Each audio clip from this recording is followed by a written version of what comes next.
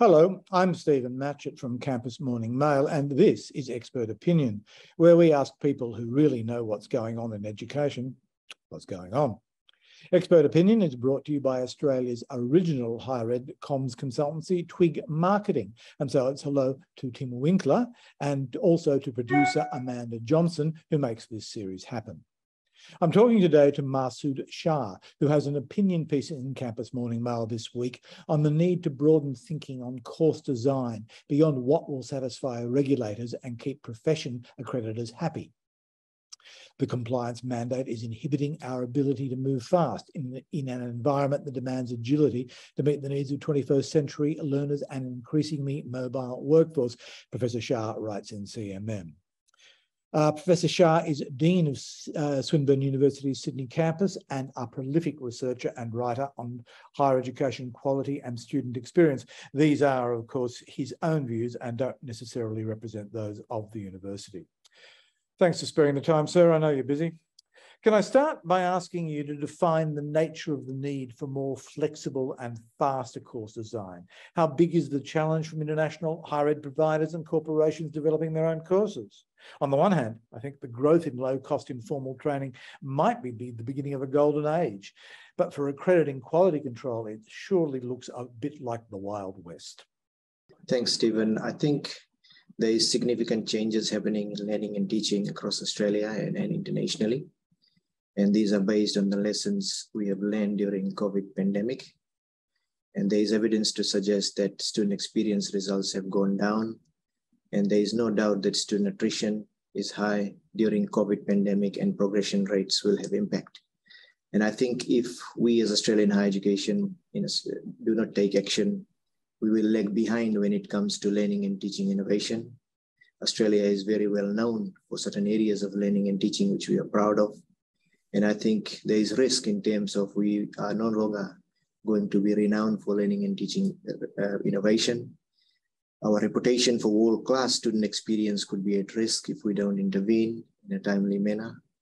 And our workforce may not adapt and be capable of 21st century innovation in learning and teaching. And at the end of the day, there is a lot of pressure on income generation and revenue, and we will lose significant market share and revenue, particularly with the emergence and growth of online learning.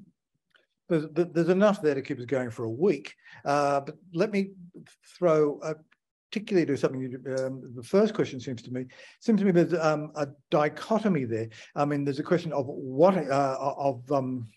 quality of teaching, the quality of the experience. And we haven't seen the last year's quilt yet, but if 2020 was an example, it probably may not be great because of lockdowns. So you've got a dichotomy between that, but also content. I mean, they come together, but they are quite distinct in the way you handle them, are they not? Yes, they are. So we have, or universities have designed courses and curriculum based on the 2013 Australian Qualifications Framework, which is more than 10 years old. Significant changes are happening. There's micro-credentials that have come in that is offered by many different kinds of institutions. International universities, particularly in the UK, USA, and Canada, there's significant changes happening in the graduate programs like postgraduate degrees. And IQF review has been done, but recommendations haven't been acted upon. And I think there's huge risk in Australian higher education to be innovative when it comes to course design, curriculum design that meets the needs of not only learners, but also the needs of employers, graduate recruitment firms that are recruiting our graduates in the current day. Is there a sufficiently strong research base, for example, to work out how best to teach micro-credentials? Look, micro-credentials is, I guess it's fair to say it is new for us in Australia and in many other countries. There is universities and many other different kinds of providers, including professional bodies that are offering that. Basically, they are a small chunk of a particular unit of study that is being chunked into smaller topics, and they are offered. I think the way we teach micro-credentials is a bit different from award qualifications like undergrad and postgraduate degrees. There are smaller courses. Institutions are looking for high quality teachers who can teach the content and also engage students in learning because it's offered fully online in online environment. But the engagement, whatever the length of qualification or whatever the accreditation of qualification, engagement is pretty much the same challenge, is it not? It is, I guess, with award qualifications like undergrad and postgrad, institutions are offering in blended mode or fully online. And the engagement, the way students interact online, the way students engage online would be same. However, because they are short courses, it is not necessary that there is interactive online lectures that happen. It could be recorded with learning materials provided, and there are assessments, flexible assessments, shorter assessments that meets the requirement of the learning outcomes, which may be for 2 weeks, which may be for 4 weeks, 6 weeks, and so on. We need to come back to the AQF, which hardly the fault of the authors that successive governments, who I think appear to have put it in the too hard basket. I mean, it would be a lot of work to introduce it now, would it not? Look, I think since the review has happened of AQF a couple of years ago, there has been changes after that. And I think there is a need to act on the recommendation or to revisit the review recommendations and to develop and implement new qualifications framework that takes us forward. I think what you'll find is while the current qualifications framework does tell us what would be the skills and knowledge that is required for students to attain in a particular degree, but there is a lot of, I guess, lack of clarity when you talk to institutions about, let's say, a 2-year master's degree as opposed to 1-year master's degree. What should be the entry requirement? What should be the volume of learning? And so on. And I think because of that lack of clarity, you'll see different kinds of programs developing in institutions, particularly at graduate level. That's going to be, that does go back to the question here, the Wild Wild West metaphor, that there's going to be a whole bunch of stuff happening, which will be very difficult for regulators to corral. Yes. So you'll have, and we're already seeing this. When you look at, for example, 2-year or graduate programs, you'll see a lot of different types of structures that institutions have developed. So you've got institutions that have developed 2-year master's degree because of international students who require a post-study visa. And then you've got another master's degree, which is 1 year. That is mainly maybe for domestic students or students who may want to study online and so on. So there's different structures. Some have same learning, some have same learning outcomes because either they are 1 or 2 year. Some have similar entry requirements. Some are different, and there is a lot of difference you will find in different institutions. Where are we with the previous government was keen in its dying days on micro-credentials, and there was, I think, $80 million from memory kicked in to a fund to develop some over the next 2 or 3 years. I don't know if the new government has addressed that yet, but whereabouts are we on that process? Look, as you know, there was a framework developed recently and announced about micro-credentials.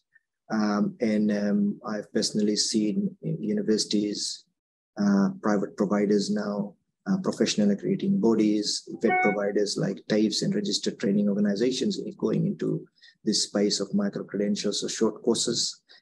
Some have provided clear pathway into award programs like units of study and how it will provide credits and so on. But there is lack of clarity. There is lack of clarity in terms of who is going to monitor the quality of this, who is going to ensure that it meets certain requirements in terms of how these short courses will form part of units of study or subject of study in award courses. So there's a lot of lack of clarity, and because of this, what you'll find is different kinds of micro-credentials, whether they are pitched or calibrated at a bachelor level or postgraduate level. So there's lack of clarity on those at the moment.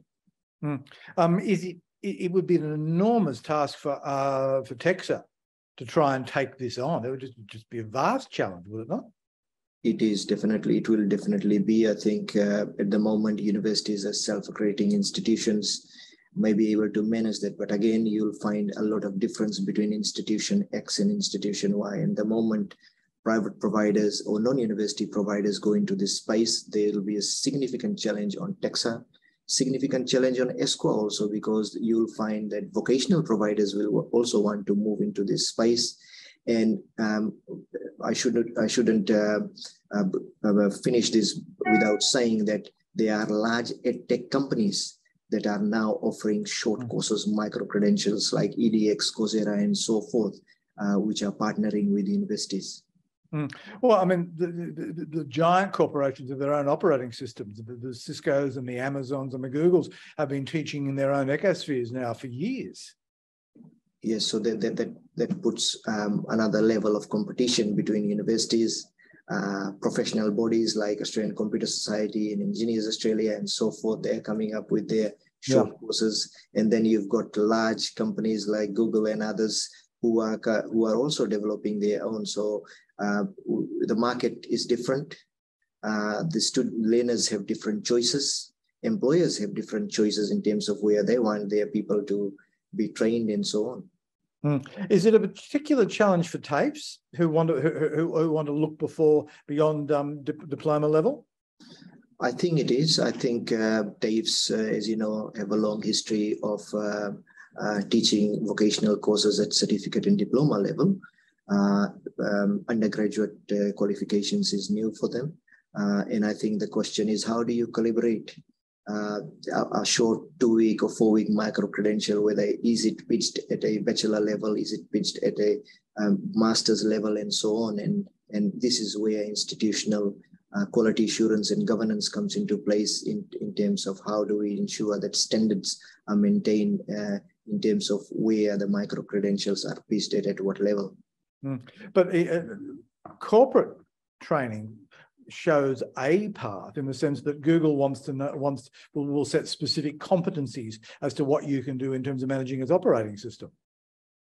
Yes, so they've got their needs in terms of what sort of short courses they want to implement for professionals, whether they're working for Google or those who would like to pursue those short courses for careers in certain areas. So they are clearly defined in terms of what skill set a person would gain after completing those short courses.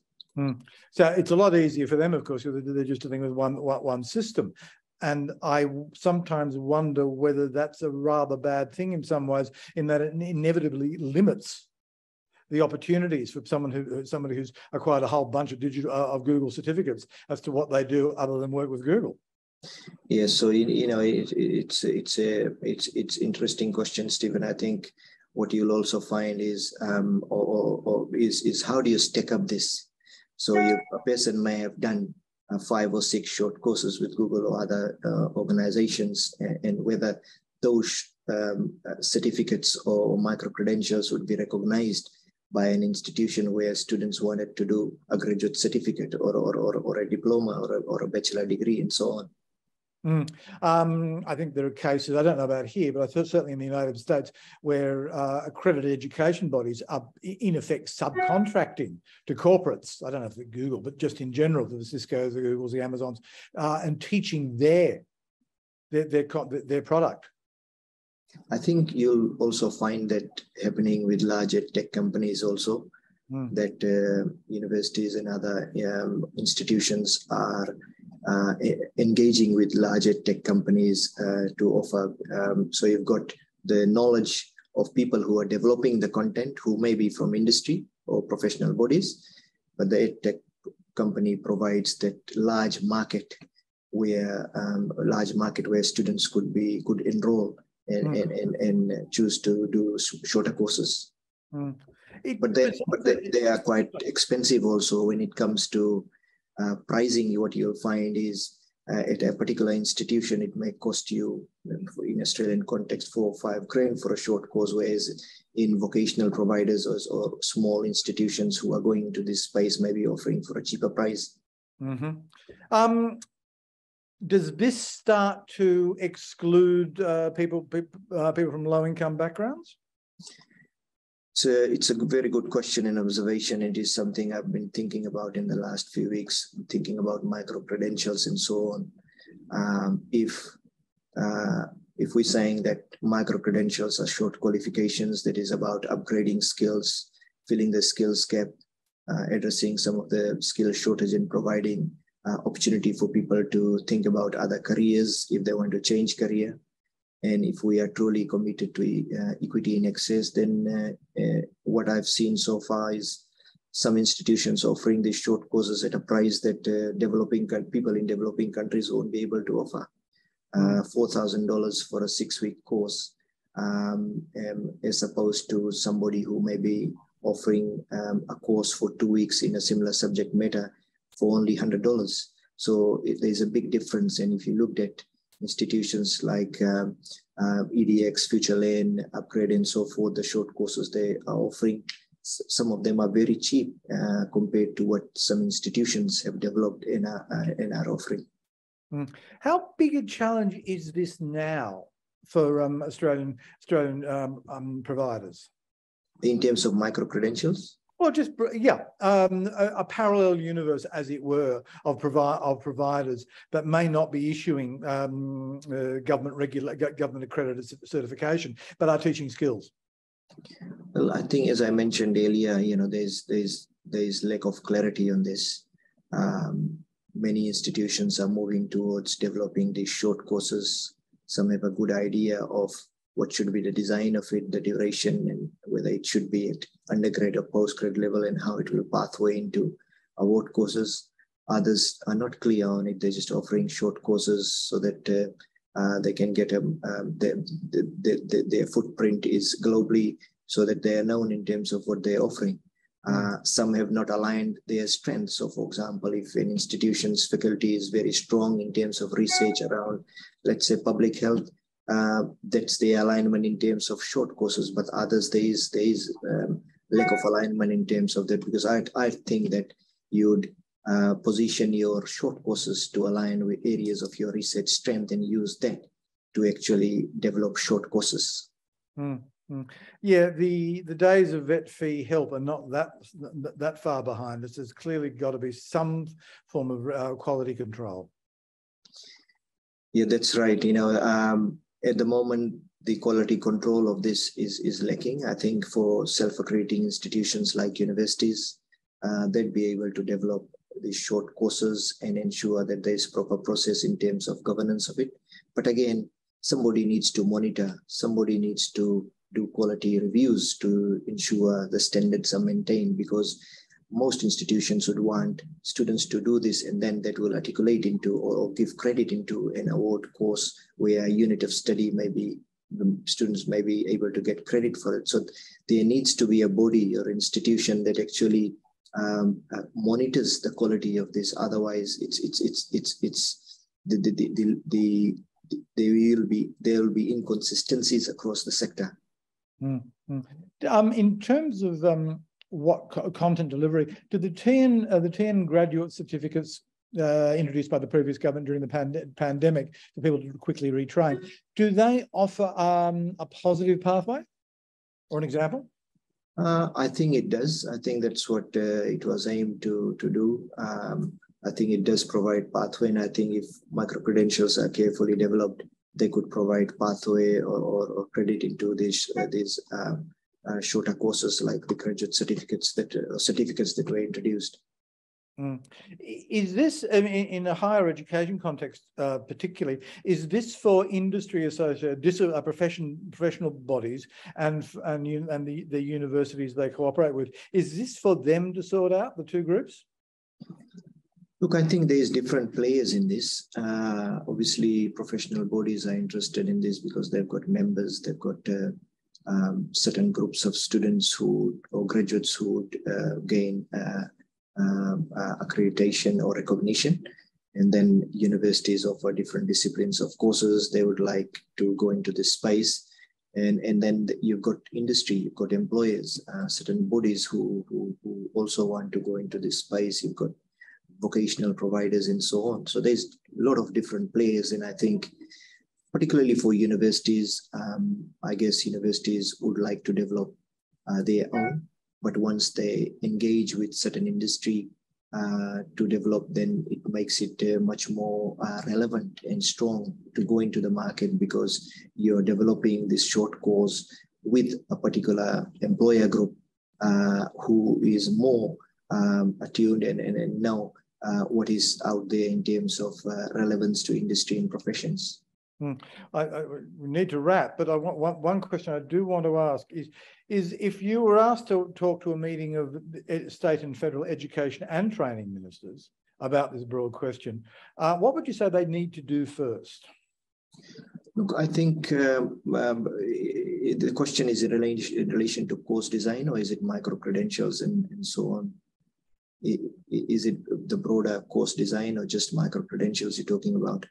Mm-hmm. Well, look at course design. Okay, so in terms of course design, I think, as I mentioned before, there is significant shift. We've seen data that shows that students like to see more flexibility in terms of course design, assessments particularly. And I think it's important that governments at all levels recognize this, and we are able to work with universities, industry partners, professional bodies, and so on, to develop qualifications framework that meets the needs of 21st century. The learners are different from what it was 10, 15 years ago. There is a significant shift in terms of digital innovation and so on. And I think that's where the government needs to bring key players together so that we have a revised and innovative national qualifications framework in moving forward. Are any other national jurisdictions doing this better than we are? Are people ahead of us? Look, I think in the UK and US, things are moving much fast in terms of institutions' ability to develop courses that is more innovative. They are moving fast, and they are partnering with institutions in implementation of courses to align with industry needs and so on. As I mentioned earlier, the large number of universities in those countries that are working with edtech companies in providing or offering courses that is specifically designed for online environment or online learning, and the price point is much cheaper than what we offer here in Australia. What's the risk of large numbers of Australians electing to study online offshore? Look, I don't think there is, in my view, I don't think there is risk. I think there is a growing number of professionals in overseas who want to study online. They don't prefer to come to Australia. They are working professionals. And we've seen large tech companies who are gaining market share in that space. While there is some risk in terms of monitoring quality and ensuring that comparability of standards irrespective of the mode of delivery. But I think it's important that we recognize the changing market, particularly the online market, where students from overseas want to study online courses by edtech companies or directly through institutions. And not something we can hope goes away and rely on time just to fix it for us. I don't think so. I think there is a large market there that is wanting to go for online learning. And I'm talking about both domestic and international students. The young learners, high school leavers who have studied during COVID, they are now, in my discussions with many young students who have left high school and gone to university, after learning online during COVID pandemic, they prefer to study online, but with some campus tutorials and lab activities, particularly in specialist courses that require certain software and lab work. Okay. Look, I won't hold you up. I know you've got a lot on. That was very kind of you to spend the time with that. That's a great extension of what you wrote in CMM, and I hope you can come back and talk to us again in the near future. Mahsood Shah from Swinburne University, thank you very much. That's Expert Opinion from Campus Morning Mail, and this afternoon, we're out.